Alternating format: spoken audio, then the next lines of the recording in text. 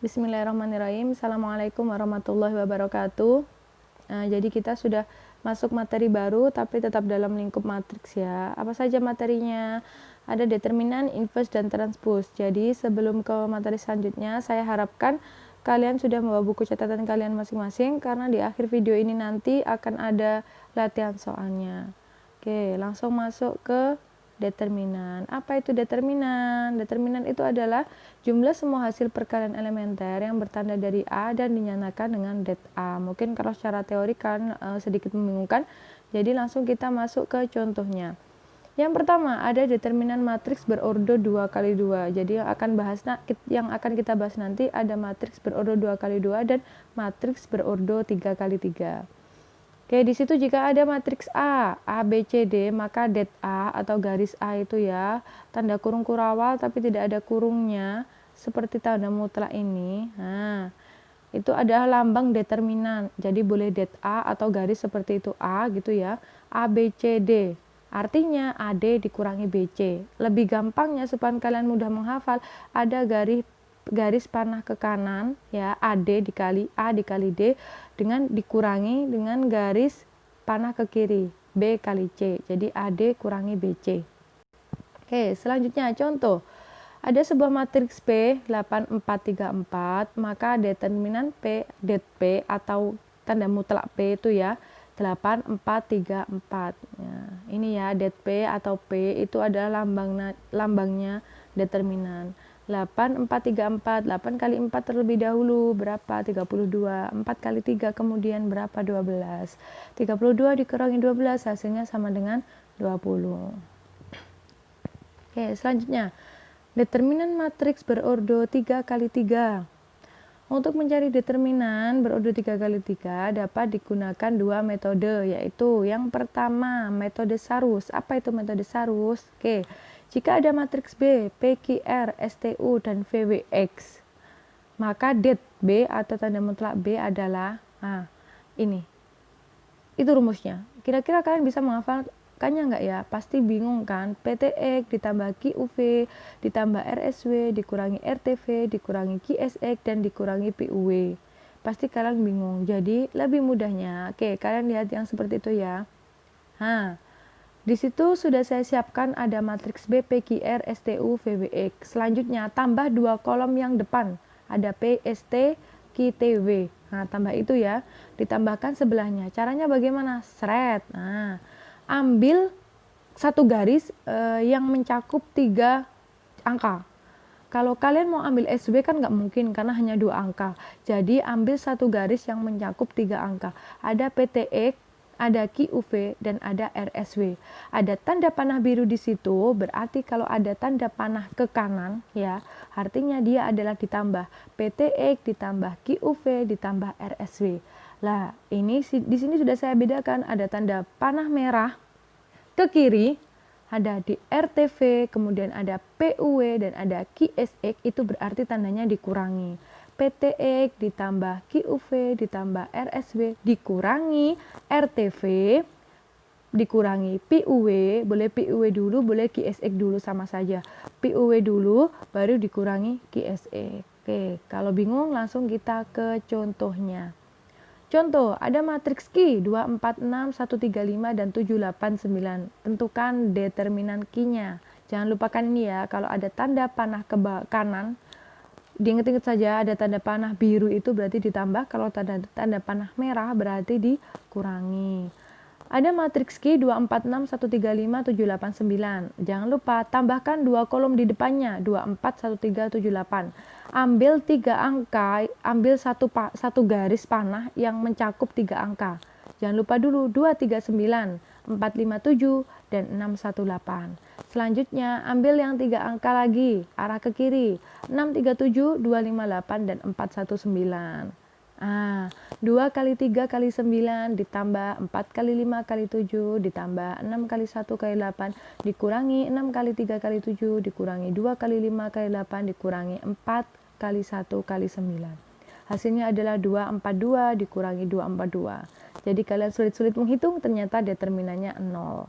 Semoga paham ya untuk metode Sarus ini. Kemudian yang kedua, metode ekspansi kofaktor. Bagaimana mencari metode ekspansi kofaktor?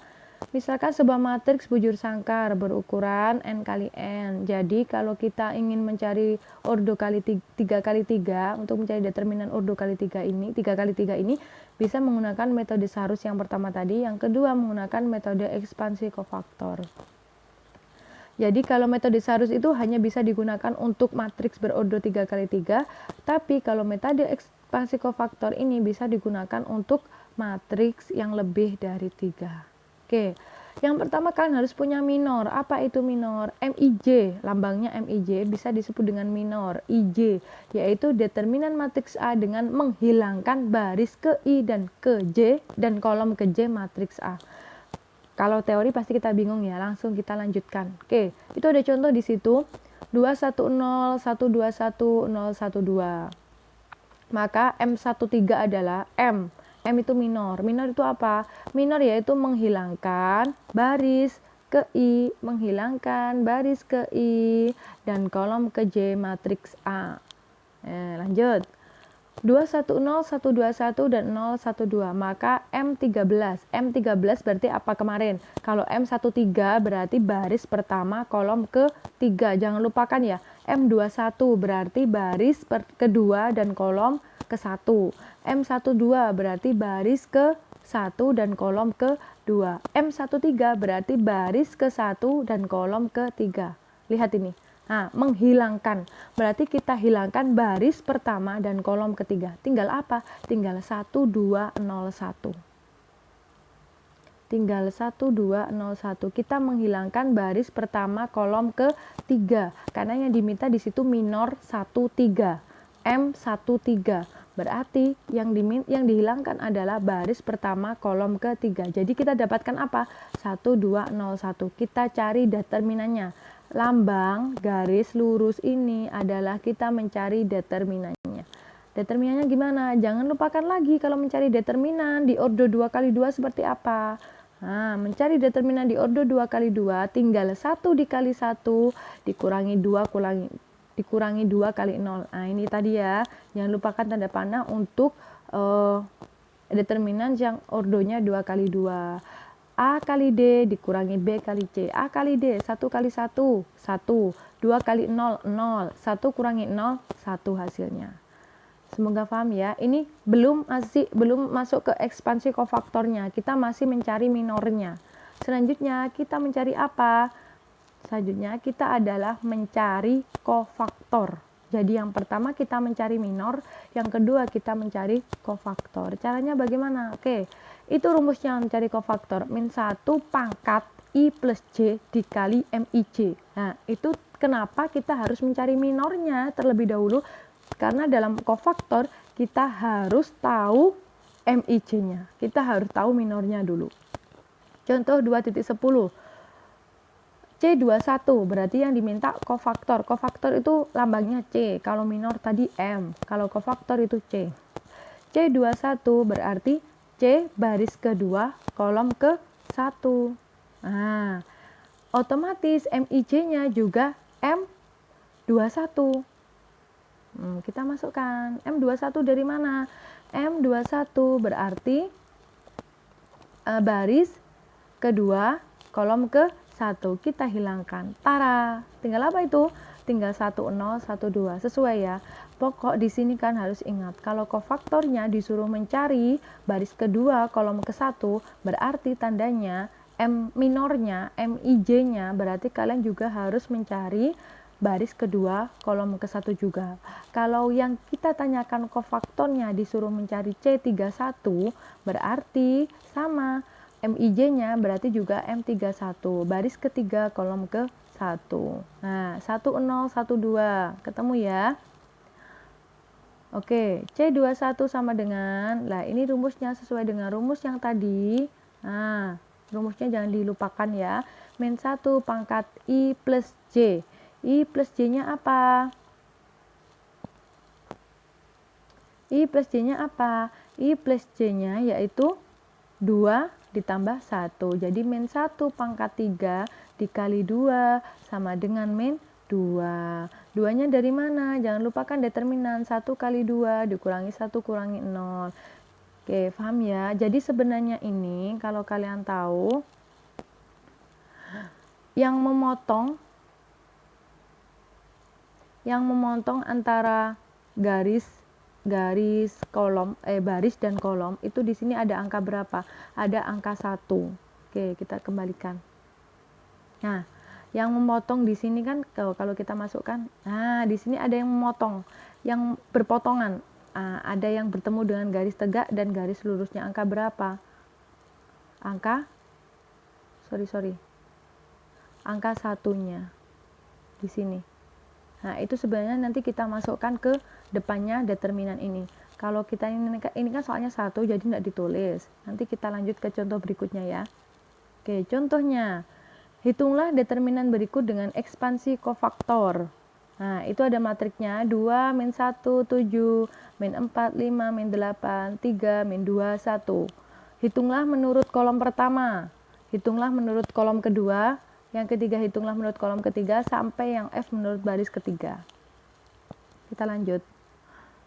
Menurut kolom pertama, di sini saya hanya mengambil 2, yaitu menurut kolom pertama dan menurut kolom kedua. Oke, sorry. Menurut kolom pertama, jadi yang pertama harus kita blok adalah kolom pertamanya. Terserah, kita di sini acuannya pertama kolom pertama. Jadi selanjutnya yang harus dihilangkan adalah baris pertamanya. Contoh, kita hilangkan baris pertamanya. Seret. Nah, berarti tinggal apa? Tinggal 5 min 2 min 8 1 untuk minornya. Bukan? Iya, bukan? Nah, jadi selanjutnya 2 dikali 5 min 2 min 8 1. 2 dari dapat mana? Perpotongan antara baris dan kolom tadi, perpotongan antara baris pertama dan kolom antara baris pertama dan kolom pertama itu adalah 2. Ini loh 2, ini loh 2. Nah, di situ 2 ya tadi ya. Nah, perpotongan antara baris dan kolom ada di situ ada 2. Berarti tandanya tulis di awal. Sebelahnya determinan 2 dikali determinan 5 min 2 min 8 min 1. Determinannya adalah 5 kali 1 5. Min 8 kali min 2 16. 5 kurangi 16 hasilnya nanti min 11. Selanjutnya untuk yang sebelah ini, untuk yang ini tadi baris pertama kolom pertama. Selanjutnya baris kedua kolom pertama. Oke. Kita coret yang tengah.